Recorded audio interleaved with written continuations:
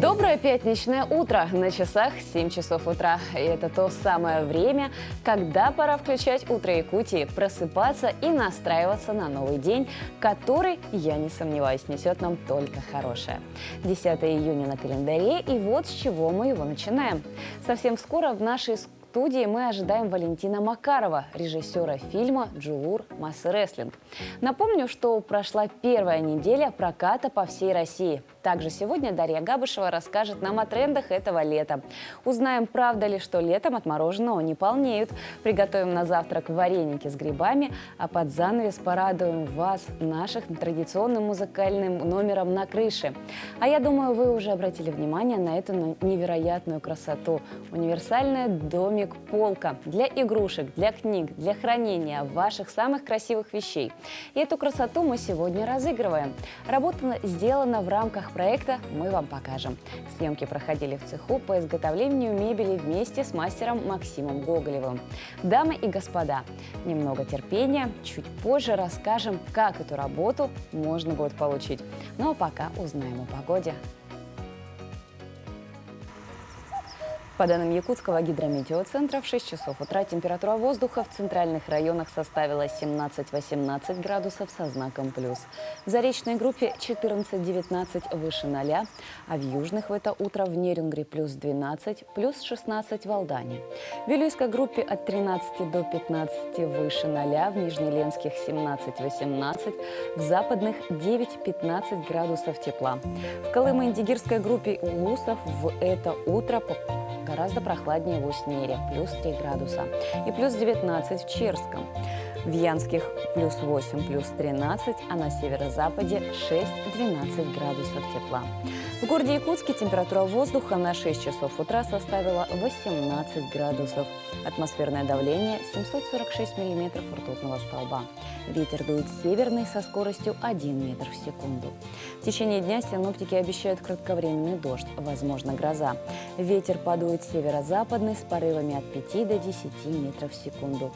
Днем столбик термометра покажет 24-26 градусов со знаком плюс.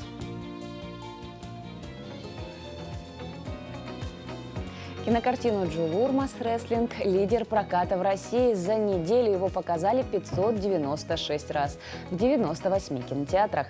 Согласно статистике единой автоматизированной информационной системы, за период со 2 по 7 июня фильм обошел все другие фильмы в прокате по стране. Картина стартовала в широкий прокат 2 июня и за все это время собрала 3,5 миллиона рублей.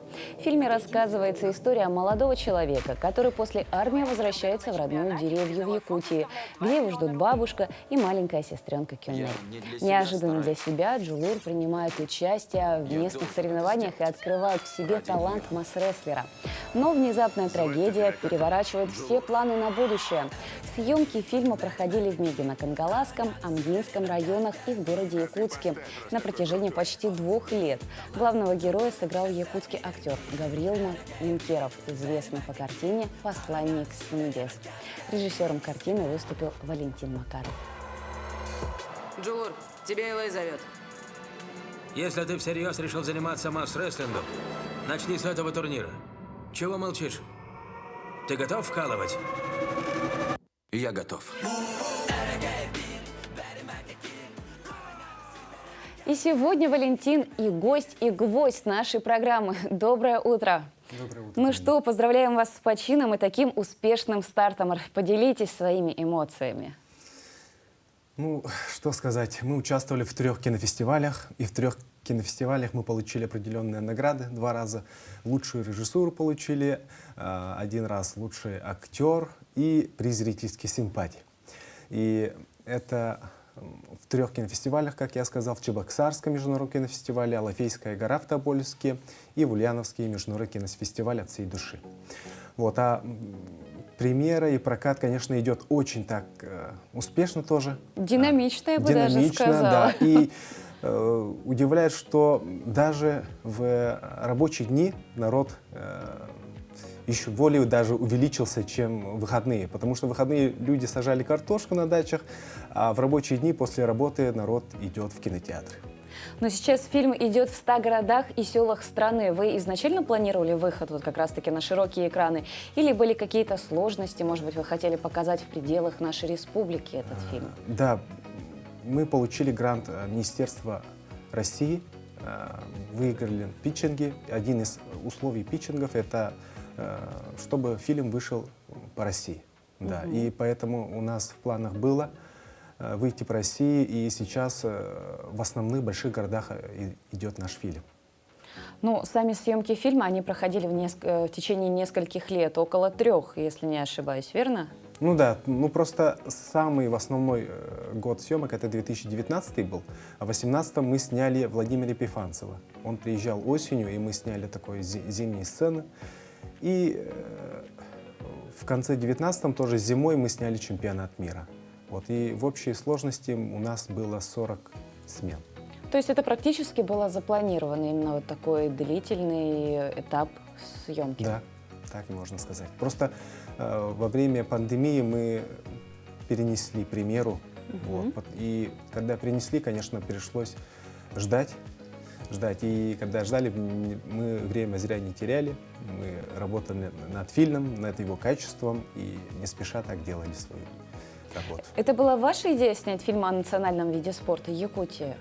Да, это была моя идея полностью, потому что это даже была моя первая идея. Но так как фильм спортивный, требовало много времени и денег, поэтому первым фильмом я снял «Король невидимая красота», потому что этот фильм был намного, скажем так, бюджет был меньше, чем «Джулура», и там не нужно было там собирать огромные массовки и так далее. Мы решили снять вот эту мелодраму. Потом уже, когда более, скажем так, созрели, мы решили снять «Джулур». Почему именно этот вид спорта вы выбрали? Потому что этот вид спорта еще никто не снимал. В игровом кино были документальные фильмы, были передачи, а вот чтобы игровое кино — это впервые. Поэтому мы как бы первопроходцы в этом плане. Скоро как раз-таки намечается чемпионат мира, если не ошибаюсь, по масс-рестлингу. Вы специально к этому событию планировали запустить премьеру? Или просто так совпало? Можно сказать, что и запланировали, но и в этот раз уж совпало. Потому что в первый раз, когда мы хотели выйти на прокат, это был 2020 год, но там не было никаких чемпионатов мира. И как раз-таки мы первые кадры сняли во время чемпионата мира, который прошел в 2018 году. Вот. И, к сожалению, этот кадр мы убрали, так как герой поменялся. Вот. А сейчас то, что будет чемпионат мира, это, можно сказать, нам повезло. Прям на руку да. сыграло, И да?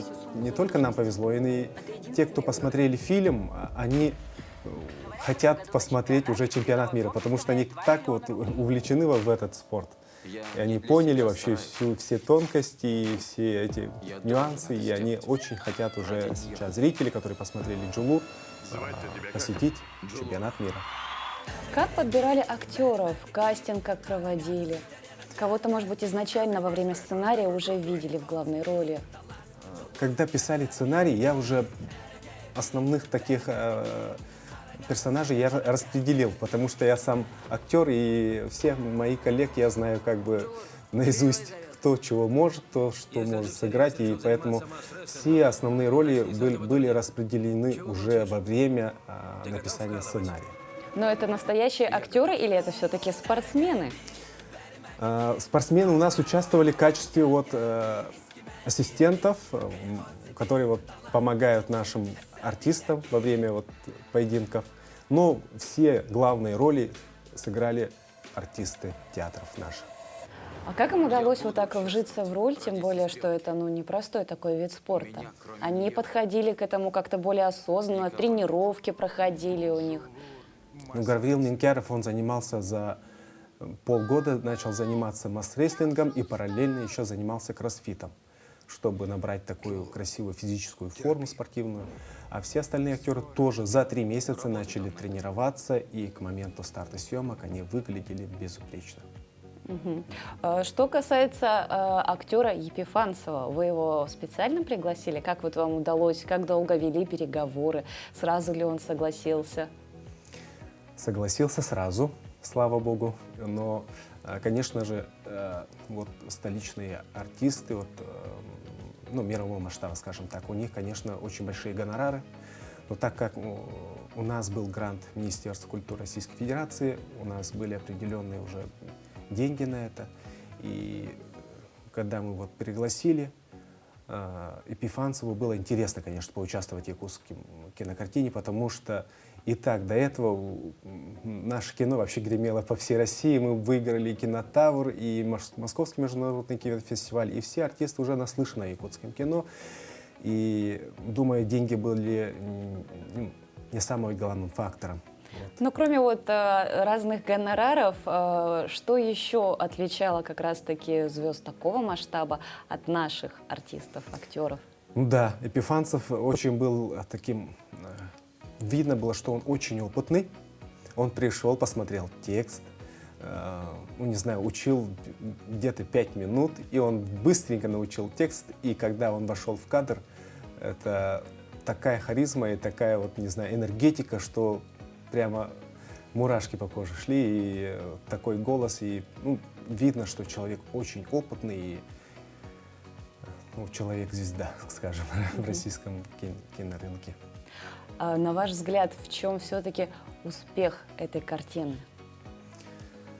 Успех, я думаю, в том, что мы, вся наша команда работала 100%, то есть все вложили в этот фильм свою душу и сердце, и это как-то сказалось в фильме. Ну, конечно, то, что фильм про масс-рестлинг, это тоже играет огромную роль, потому что зрителю очень интересно.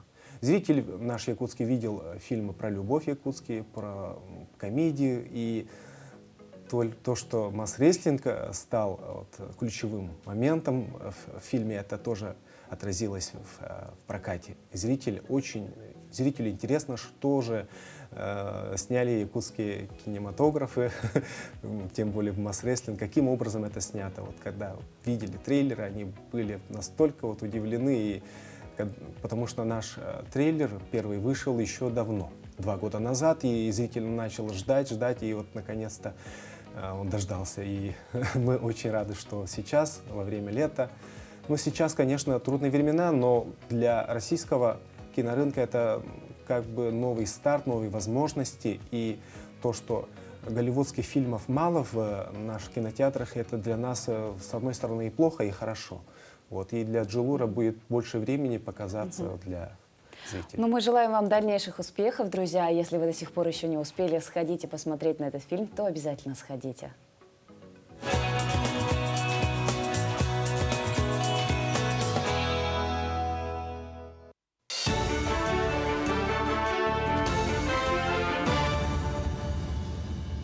Коллеги, доброе утро. Доброе утро, Якутия. Сейчас блок новостей. Федеральный нацпроект «Экология» и региональную программу «Чистая вода» реализуют в Амгинском районе. Включение сельских объектов в федеральные и региональные программы можно назвать большим успехом. Ведь, как правило, проблемы с водой в таких местах очень давние. Их решение требует немалых вложений. Так, по проекту «Чистая вода» построят скважины и станции водоочистки в селах Амга и Алтан. Предприятие «Вариант Плюс» намерено закончить в следующем году первый этап работы, а в 2024-м полностью сдать объект. Общий ввод объекта планируется на 2024 год. Очень капиталоемкие объемные проекты. Общая стоимость 2 проектов составляет порядка 900 миллионов, которые будут профинансированы за счет федерального бюджета. Уверены, что все работы, которые будут проведены, будут выполнены качественно и на высоком уровне, и все жители Амгинского и Алтанского наследов наконец-то будут обеспечены централизованной очищенной водой. В Верхневилюйске в центральной больнице обсудили работу медпунктов на Эсэхи Улон-Хо. Так, круглосуточно для гостей праздника будут доступны 4 медпункта. По трассе у 2 речек с 19 июня должны установить временные палаточные медпункты для оказания помощи проезжающим.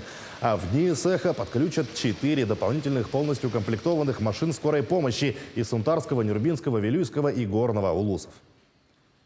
Уважаемые гости, от имени больницы просьба сообщить, если вы страдаете хроническими заболеваниями, регулярно принимать назначенные лекарства врачом, носите с собой в сумке лекарства, запишите на бумажке, какие у вас хронические заболевания и на что у вас аллергия. В дни цеха у нас ожидается жаркая погода, поэтому носите с собой питьевую воду, защищайте голову от жары и старайтесь находиться в тени. И о спорте. В спорткомплексе «Мадон» прошла долгожданная встреча с двукратным олимпийским чемпионом, многократным победителем чемпионатов мира и Европы по греко-римской борьбе Романом Власовым. Легенда российского и мирового спорта провел мастер-класс для воспитанников спортивных школ Якутска. Титулованный спортсмен поделился основными техниками и приемами. И сегодняшняя молодежь, сегодняшние дети, которые здесь сидят, я уверен, что из них тоже будут будущие чемпионы. Самое главное, что глаза горят, что сами видели яркие эмоции, вопросы, автографы, фотографии. То есть дети интересуются, дети берут пример. И это лучшая награда для меня сегодня. Вот приехать, испытать такую радость, потому что олимпийские медали – это все хорошо. Гораздо важнее передавать свой опыт, гораздо важнее делиться своими знаниями и поддерживать нашу молодежь. А теперь, как и обещали, начинаем наш розыгрыш этого универсального домика-полки для хранения игрушек, книг и других вещей. Для этого вам необходимо быть подписчиком нашего телеграм-канала «Утро Якутии» и ответить на вопрос. Поскольку домик сделан из дерева, вопрос как раз-таки и будет связан с этим многолетним растением. Итак, друзья, внимание, вопрос. Какие деревья растут? Вот такой короткий, простой вопрос. Варианты своих ответов отправляйте на наш телеграм-канал «Утро Якутии». Напомню, для этого необходимо подписаться. Как раз-таки можете увидеть на своих экранах QR-код, перейти по нему и зарегистрироваться в нашей группе. Отправляйте свои правильные ответы, которые будем принимать до конца нашего эфира. Самый быстрый, самый умный как раз-таки и станет обладателем этого прекрасного домика. Мы двигаемся далее. 10 июня на календаре. И давайте узнаем, что сегодня отмечают в нашей стране, а также в мире. И кого сегодня нужно поздравлять с днем рождения.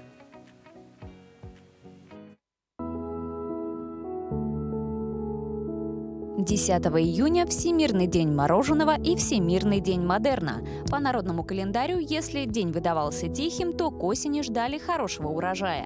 10 июня 1807 года основан Ижевский оружейный завод, ныне концерн «Калашников». В 1846 году, 10 июня, шотландец Роберт Томпсон получил патент на пневматические шины, но в производство их не запустил. После смерти Томпсона его изобретение было забыто, хотя чертежи и описания сохранились. Новым изобретателем пневматической шины спустя более чем 40 лет стал шотландец Джон Данлоп. С тех пор шинная промышленность начала бурное развитие. 10 июня 1921 года основан Государственный музей-усадьба Льва Толстого «Ясная Поляна». В 1931 году 10 июня между Москвой и Ленинградом начал курсировать первый в стране фирменный поезд «Красная стрела». 10 июня 1936 года в Москве основана киностудия «Союзмультфильм». 10 июня 1943 года в США запатентована шариковая ручка, которая поступила в массовое производство. 10 июня 1944 года началась наступательная Выборгско-Петрозаводская операция советских войск в Карелии. Она продлилась до 9 августа и стала завершающей операцией битвы за Ленинград. 10 июня 1922 года родился Борис Брунов, советский и российский артист-конферансье, народный артист РСФСР. В 1929 году в этот день родилась Людмила Зыкина, советская и российская певица, педагог, народная артистка СССР. В этот же день, в 1944 году, на свет родился Валентин Смирницкий, советский и российский актер театра и кино, народный артист России. Именины в этот день празднуют Василий, Дмитрий, Елена, Захар, Игнатий, Ираклий, Макар, Никита, Николай, Павел и Петр. Лето и первые его дни самые жаркие. Ну и как же в день мороженого быть без мороженого? И говорят, что летом от него даже не полнеют. А еще, что это лакомство полезное. В нем есть белок, витамины и микроэлементы. Известно, что мороженое закаливает горло, поэтому подойдет в целях профилактики ангины. А еще спасает от жары и поднимает настроение. Продолжит тему Катерина Винокурова. Лето, жара, каждый третий с мороженым. За что вы любите мороженое? Ну, потому что оно вкусное, охлаждает в жаркую погоду. А ваше любимое какое? Пломбир классический. Оно реально охлаждает. Ну, летом оно вкусное, холодное. А ваше любимое какое? Ну, как раз таки любимое это стаканчик, пломбир. Ксения подрабатывает продавцом мороженого. Деятельность ей по душе. Ведь, как признается девушка, одно удовольствие – дарить радость людям. Мне нравится дарить детям радость. Они всегда очень радуются. Не только дети, но и взрослые. А у вас какое самое любимое мороженое? Или вы не любите мороженое? Ну да, я сама не люблю мороженое, но могу иногда и съесть. Переели, да, в детстве? Да. И как же не переесть, ведь сегодня выбор охлаждающего лакомства настолько велик. Хочется попробовать всего. Стаканчики, рожки, эскимо, фруктовый лед. Чувствуете? Настроение уже поднимается. Достаточно пару укусов, и кажется, что даже сил становится больше. А почему так происходит? Мороженое – это прекрасный способ дополнить рацион белками, жирами, углеводами, кальцием. Но это не означает, что данный продукт стоит рассматривать как основной источник данных веществ. Мороженое следует дополнять в рацион исключительно как десерт. Помимо того, что мороженое вкусное и поднимает нам настроение, так оно еще и закаляет горло. Мороженое можно потреблять детишкам, ну и взрослым, у кого гипоангина. Из-за выраженной болезненности в области горла детишки могут отказываться от пищи вообще. И тогда мы иногда предлагаем родителям немножко растопить мороженое и дать в качестве местного анальгезирующего продукта и как дополнительный источник энергии. За что еще мы любим мороженое? Оно возвращает нас в детство, в то самое время, когда все спокойно, радостно и беззаботно. За удивительный вкус и за кусочек зимы, даже в самое знойное лето. Знаю таких людей, которые и на завтрак умудряются употреблять мороженое. А те, кто все-таки любит утреннюю трапезу посытнее, мы и для вас кое-что придумали. Сегодня мы будем лакомиться варениками. Да-да, друзья, вы не ослышались. Готовим вареники на завтрак. Доброе утро, меня зовут Новгородов Евгений, я су-шеф ресторана «Крыша». Сегодня мы будем готовить завтрак, но этот завтрак будет не особо полезный. Он будет калорийный, но так как сейчас лето, я думаю, после употребления этого завтрака можно пойти на улицу и все эти калории сжечь. В общем, я хочу сегодня показать формат, как можно приготовить вареники нестандартно, как мы обычно это всегда делаем. То есть отвариваем и кушаем. Значит, для этого нам понадобятся вареники, я их уже отварил. Можно использовать, не знаю, пельмени, равиоли, что любите, с любой начинкой, без разницы. Нам понадобится куриное филе, грамм 70, мы нарезали его соломочкой, грибы, шампиньоны, белые грибы, какие вам нравятся, и какие-нибудь овощи. У нас это будет фасоль, у нас это будет лук и немножко чеснока. И также нам понадобятся сливки. Сливки лучше взять 10% жирности. Значит, мы сначала нарезаем наши овощи, грибочки нарезаем произвольно, но не крупно.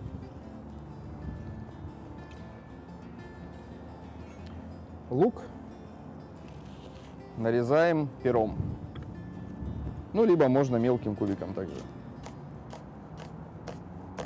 Овощей достаточно будет взять грамм по 20, по 30. Немножко чеснока, буквально ползубика. Режем его и добавляем для того, чтобы у нас был аромат, поэтому мы его измельчаем, чтобы не чувствовать его в самом блюде. И все наши ингредиенты, включая куриное филе, мы закладываем. Можно закладывать все сразу же вместе. Добавляем овощи. Обжаривать мы это все будем в течение пары минут. Также берем сразу же предварительно отваренные наши изделия, вареники.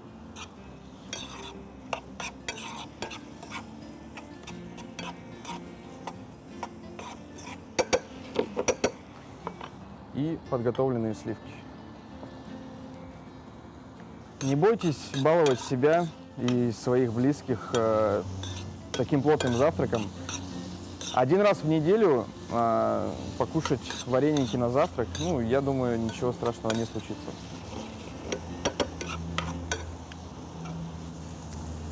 Как только наши овощи обжарятся, мы зальем все сливками, добавим немножко соли и начнем сервировать наше блюдо. Пошел аромат чеснока.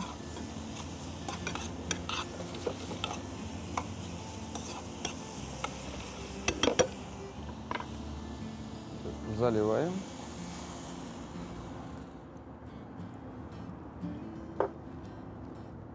Присаливаем. Можно увеличить огонь. Нам нужно, чтобы наши сливки подзатянулись и превратились в соус. Выложим вареники.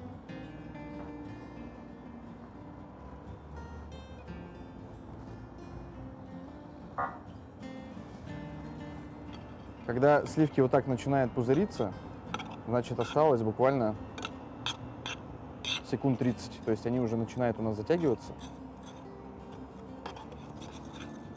И значит, сейчас у нас соус уже будет готов. Обязательно пробуем на соль.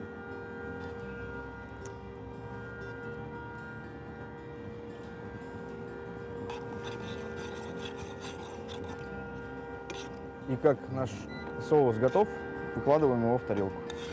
Сначала выкладываем все ингредиенты, которые у нас были, а затем хорошо поливаем соусом сливочным.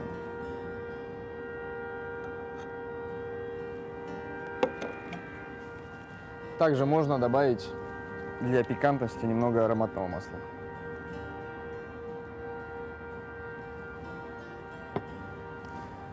Наш завтрак выходного дня из вареников, куриного филе и овощей в сливках готов. Приятного аппетита!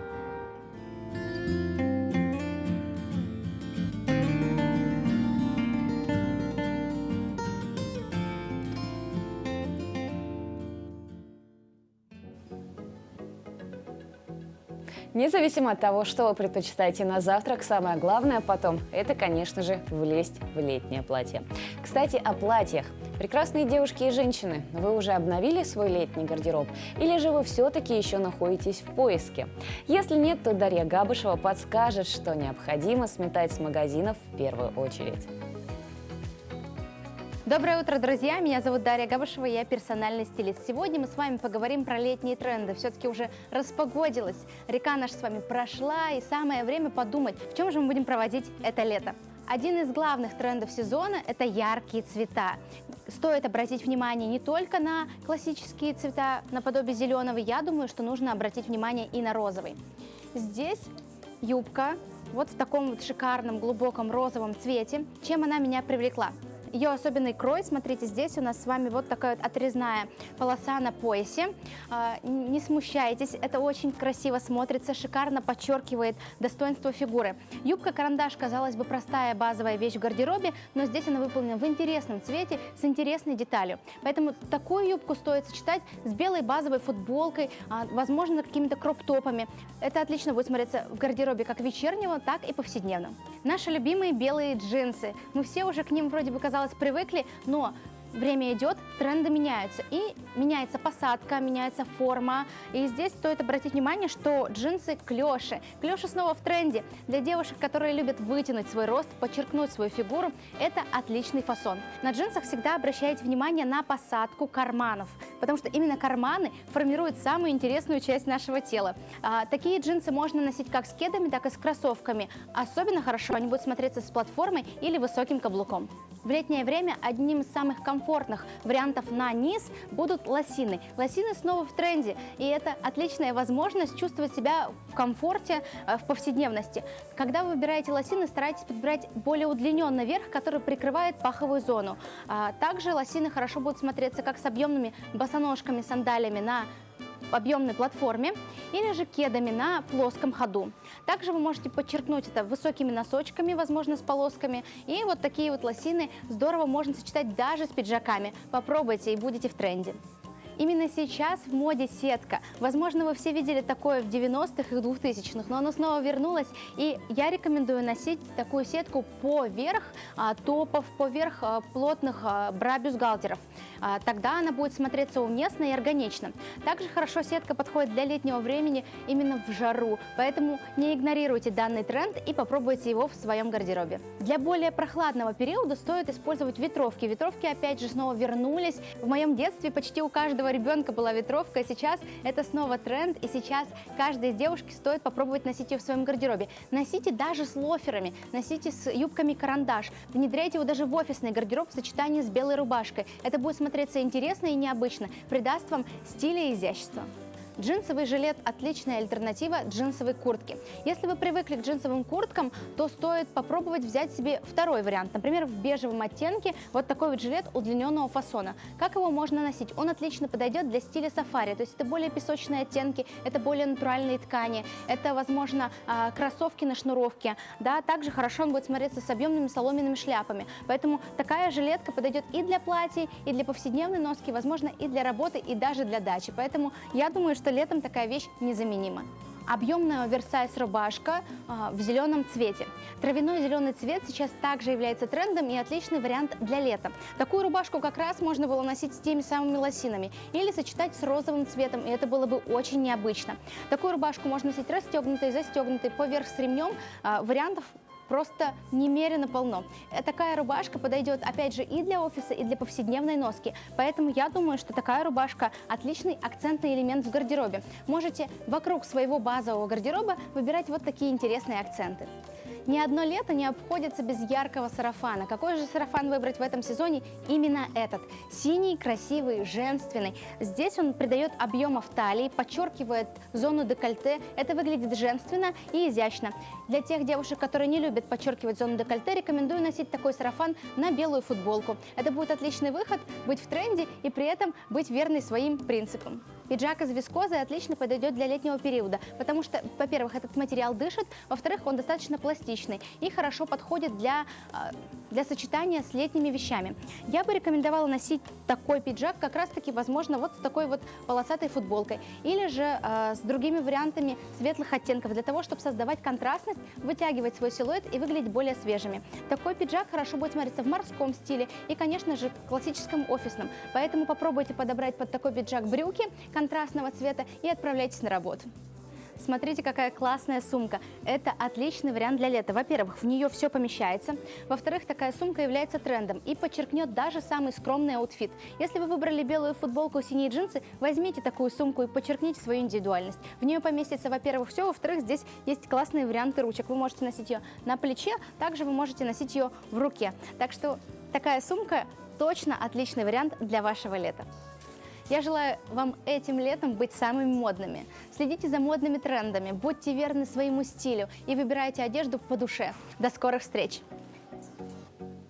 Отличные советы, как перед отпуском собрать тот самый базовый гардероб, который не займет много места в чемодане.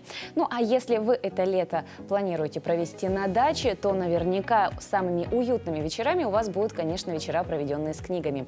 И для этого у нас есть потрясающий деревянный домик, который в это утро мы разыгрываем в нашей студии. Все, что для этого нужно, это внимательно смотреть наш эфир.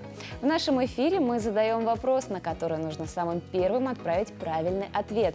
Вы видите на экранах QR-код, по которому можете перейти на наш телеграм-канал «Утро Якутии», стать подписчиком нашего канала и ответить на вопрос. Так как у нас домик из дерева, то и вопрос будет, соответственно, про это растение.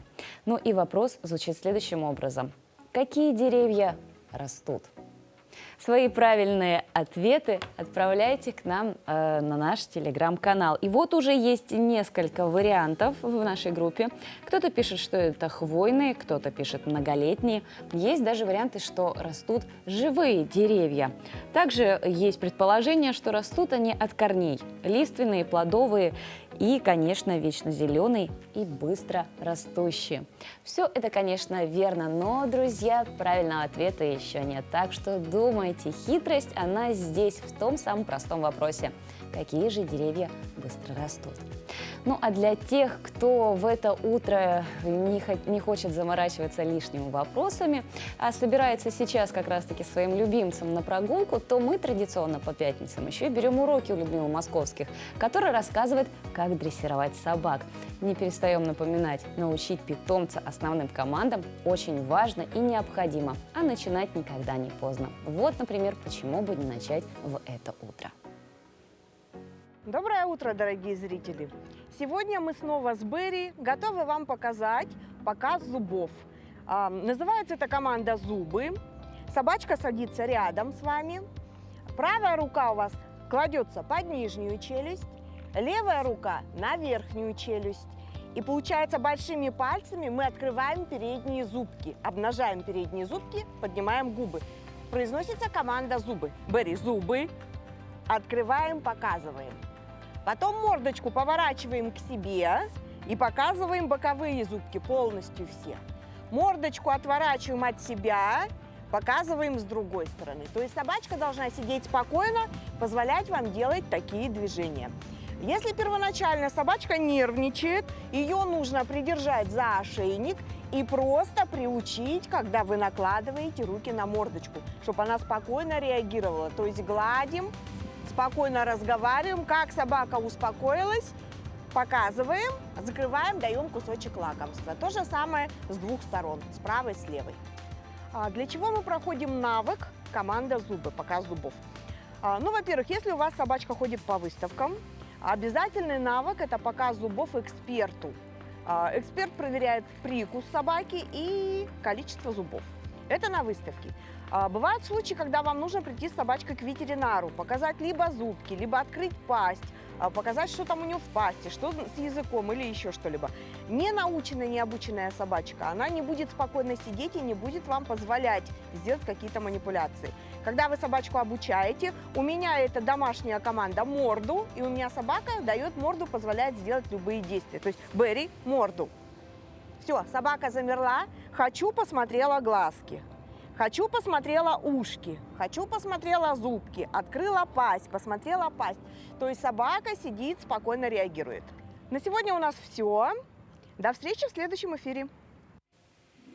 Да, с такой послушной и воспитанной собакой даже можно и в музей сходить. Кстати, об искусстве. Мы не изменяем нашим традициям и еженедельно по пятницам знакомим вас с миром прекрасного. Василий Григорьевич Худяков. В 1860-е годы один из известных мастеров портретной, жанровой, исторической живописи. Бывший крепостной, единственный художник середины XIX века, получивший такое звание академика и профессора Императорской академии художеств. Он был крепостным у симбирского помещика Ивана Петровича Поливанова. Ему очень повезло, что семья Поливановых очень любила искусство. И, конечно, она не могла не заметить даровитость этого ребенка. И помещик Поливанов отправил его учиться в Строгановское училище, в которое в то время принимали детей, одаренных, конечно же, да, с 10 до 16 лет. И вот уже с первых своих шагов в училище Василий Григорьевич проявил себя как большой мастер. В то время как только другим юношам ставили руку, то он уже работал на холсте маслом и делал прекрасные копии. Помещик Поливанов поставил условие Василию Григорьевичу: если тот прекрасно окончит учебу, то он дает ему вольную. Это состоялось в 1840 году. Василий Григорьевич получил серебряную медаль второй степени и стал вольным человеком. Василий Григорьевич дружил с Павлом Михайловичем Третьяковым, и этой дружбой очень дорожил. Павел Михайлович привлекал его как эксперта в отборе картин и поверял ему самые свои потаенные желания, как писала дочь Третьякова. И только он, один из немногих, знал, что Павел Михайлович Третьяков мечтает создать свою собственную галерею. У нас в экспозиции представлен портрет священника кисти Василия Худякова. И явно в этом портрете видно влияние прекрасного портретиста, художника, который очень часто заходил в класс к Худякову. Это влияние Василия Тропинина, тоже художника крепостного, но ставшего великим художником. Творчество Василия Худякова стало такой органической частью художественной жизни отечественного искусства середины XIX века. История зефирки потрясла всю Якутию. Этой весной в одном из контактных зоопарков украли сахарного опоссума. История могла бы быть с печальным концом, поскольку зверек абсолютно ручной и очень маленького размера. Выращивали его самостоятельно сотрудники зоопарка. Выкармливали из пипетки, когда мать отказалась от него. Далее сценарий разворачивался, как в фильме. Беспомощный поссуменок сбежал от похитителей. Найти кров в городе было ему, конечно же, невероятным. И 15-летний Аркадий Андреев, возвращаясь домой, заметил животное. Зефирка сама прыгнула к своему спасителю. Аркадий узнал историю зефирки и вернул ее в зоопарк. А на днях, видимо, от радости возвращения в родные пенаты, зефирка стала мамой. На видео разглядеть детей совсем невозможно, поскольку сахарные опоссумы – маленькие животные, которые размером почти с зернышко. Она родила, смотрите, она родила какого-то там.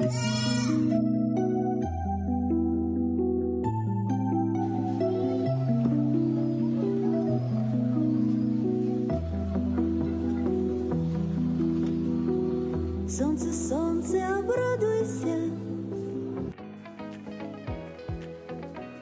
Ну что, друзья, вот такая вот замечательная и добрая история. Это еще одна идея, как провести эти выходные. Также с своими детками вы можете посетить контактный зоопарк. А для тех, кто любит экстрим и активный образ жизни, мы предлагаем вам в эти выходные покататься на питбайках.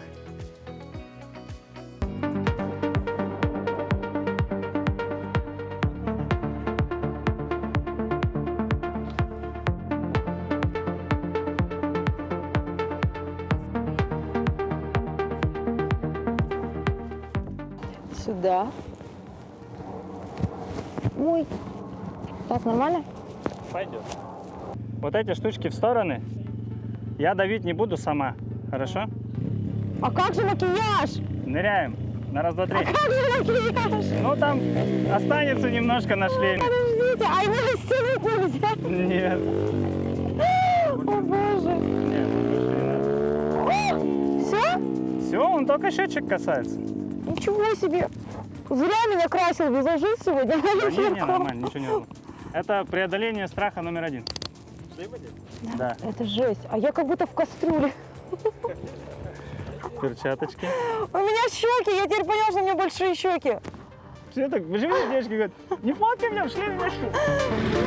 Нужно запомнить договора. Все начинается с посадки. Все начинается с посадки.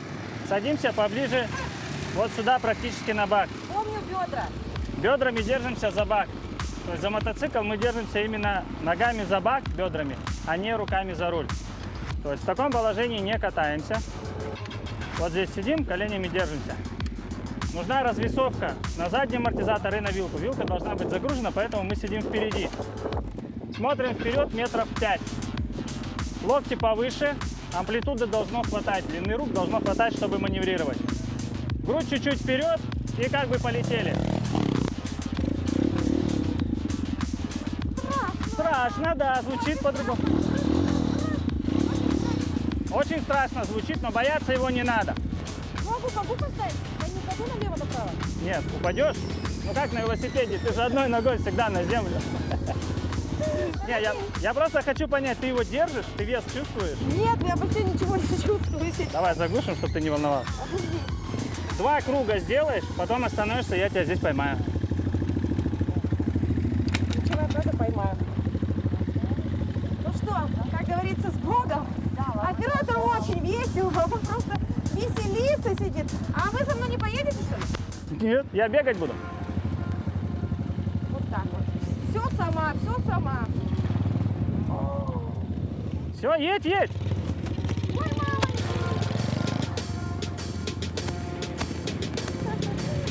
Если хочешь остаться в живых. Так, ну что, эмоции, впечатления? Мне почему-то кажется, что это сложнее, чем квадроцикл. Почему, не знаю. Ну, потому что опыта вождения, видимо, нет. И вот эта вот ручка, она так чувствительна, да? То есть чуть-чуть пережмешь, и все, уже скорость сразу. Но я думаю, сейчас мы должны поехать уже на какую-то локацию, ведь, да? Нам в горку надо ехать. Куда? А может, в следующий раз?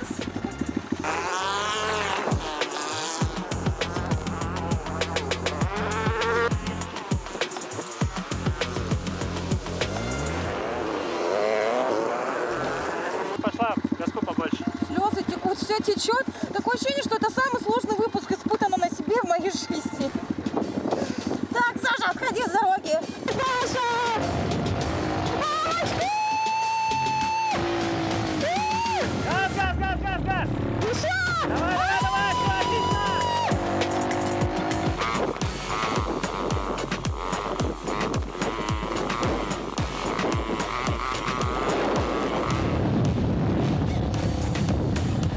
Ну, поехали! И... Саша, вперед! Мамочки!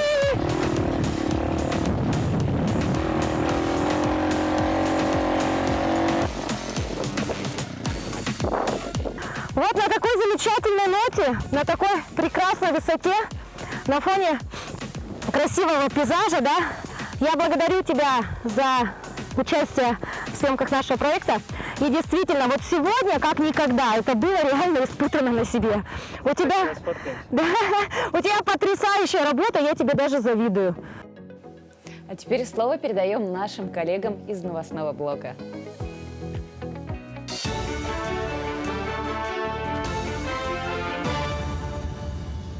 Якутия, доброе утро. Далее блок новостей. Республиканская организационная комиссия 8-х спортивных игр народов Якутии работала в Усть-Алданском районе. Посетили объекты размещения спортсменов и проведения игр в поселках Маягас, Чаранг и Мындаба. В последний месяц отставания от графика ремонта в детском саду в основном работы идут по плану. К играм строят зал единоборств с общежитием и стадионом, а также трибуну на 1000 мест. Как отмечает зампред правительства республики Сергей Местников, подготовка к открытию и закрытию 8-х спортивных игр начнется в конце июня. Ну, конечно, сейчас мы понимаем, наступил самый ответственный период. Буквально 2,5 недели должны и днем, и ночью проводить работы и быть готовым к проведению. В целом настрой хороший. Рабочие комиссии продолжают свою работу и с выездом здесь на место, и, соответственно, проводят свою работу. Ну а сам июнь, как никогда, обещает быть насыщенным культурными событиями. В честь столетия республики запланирован ряд культурных мероприятий, в том числе с участием зарубежных гостей. Министр культуры и духовного развития Якутии Юрий Куприянов подробно рассказал журналистам о предстоящем Дне России, гастролях театра Владивостока, международном конкурсе «Хомусист-виртуоз мира», конгрессе национальных театров, встрече шедевров ЮНЕСКО и других ключевых событиях месяца.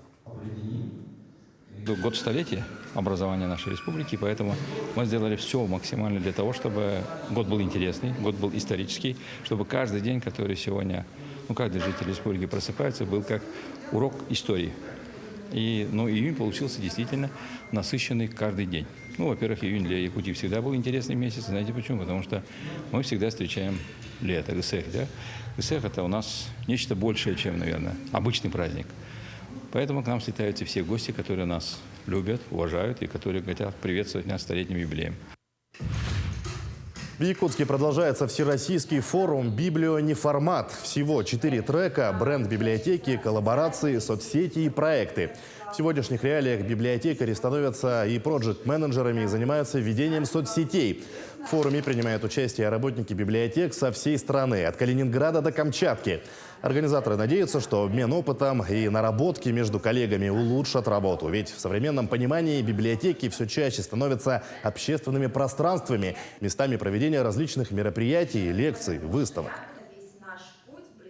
Проводим форум для того, чтобы понять, как работают другие, например, регионы, какие у них проекты интересные есть, как они работают со своими партнерами. Да, это будет обмен опытом, и мы собираемся проводить такие форумы ежегодно. Это станет уже традиционное такое мероприятие для библиотек нашей страны.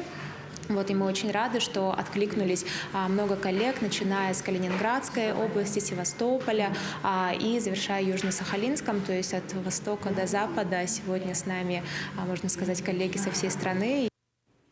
К этому часу это вся информация. Всего доброго и удачного дня.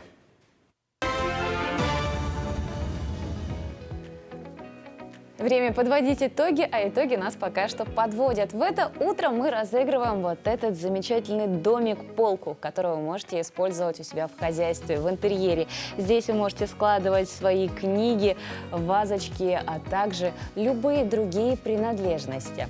Мы в это утро задали вопрос, какие деревья растут. В нашем телеграм-канале, QR-код которого вы видите на своих экранах, мы до сих пор не получили правильного ответа. Все ответы, конечно, были правильными, но не было верного. И, друзья, я даю маленькую подсказку. На вопрос, какие деревья растут, этот вопрос связан с формой дерева. Так что отвечайте. Под завершение нашей программы мы дарим вам музыкальный номер, а итоги уже подведем в нашем телеграм-канале «Утро Якутии». Так что, друзья, переходите по QR-коду, подписывайтесь. Отличных вам выходных и прекрасного завершения недели.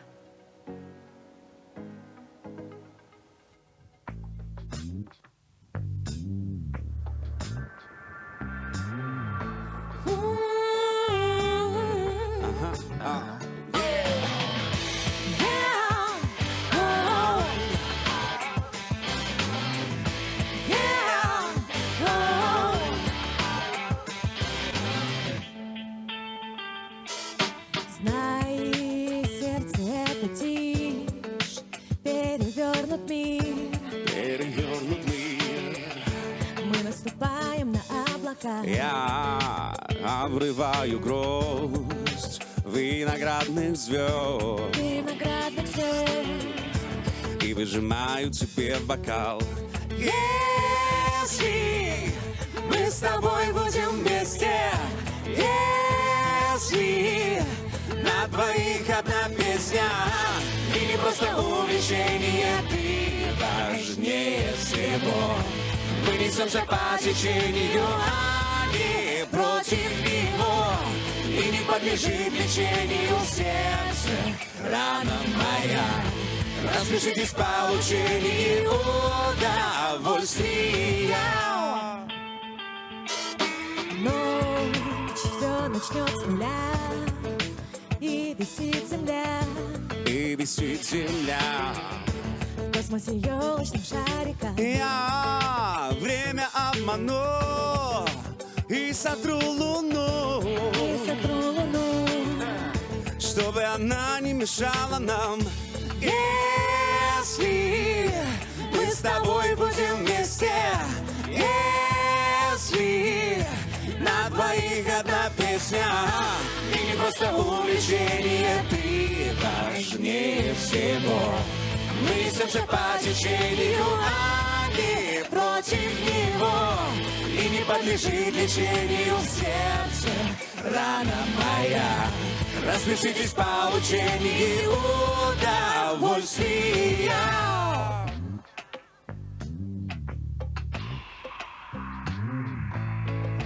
Honey, are you ready? Только увидел тебя и сразу понял, мы поладим. Come on, girl, shake your body. Чувства наворот, эмоции ураган. Hey boy, I wanna have some fun. Глаза играют, души поют, прожгли сердца друг другу насквозь всего за пару минут. Теперь мы вместе, now it's real so good. Ты не просто увлечение, ты важнее всего.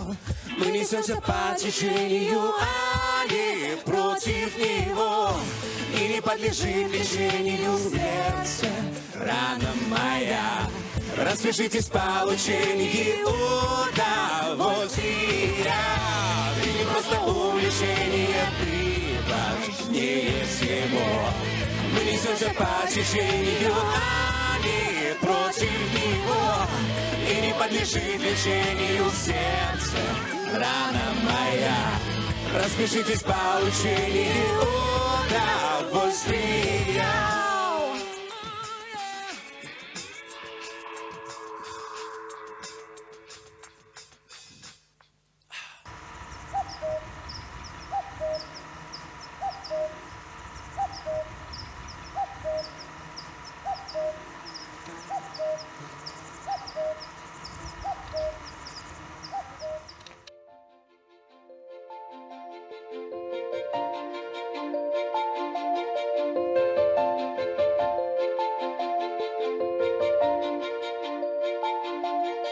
Thank you.